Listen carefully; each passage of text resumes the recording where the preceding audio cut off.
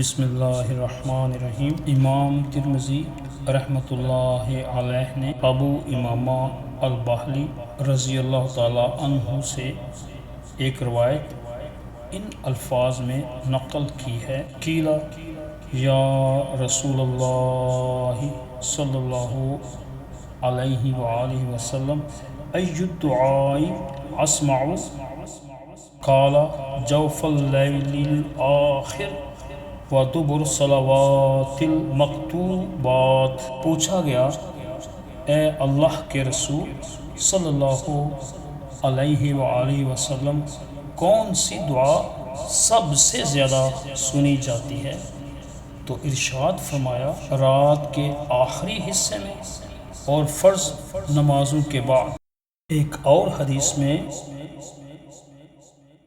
رسول اللہ رؤوف الرحیم صلی اللہ علیہ وآلہ وسلم نے فرمایا، الدعاء بین الاذان والاقامت لا یرد۔ اذان اور اقامت کے درمیان کی جانے والی دعا رد نہیں کی جاتی۔ صحیح ابن حبان کی روایت میں ہے کہ آپ صلی اللہ علیہ وآلہ وسلم نے فرمایا، الدعاء بین الاذان والاقامت یستجاب فادعوا۔ اذان اور اقامت کے درمیان میں کی جانے والی دعا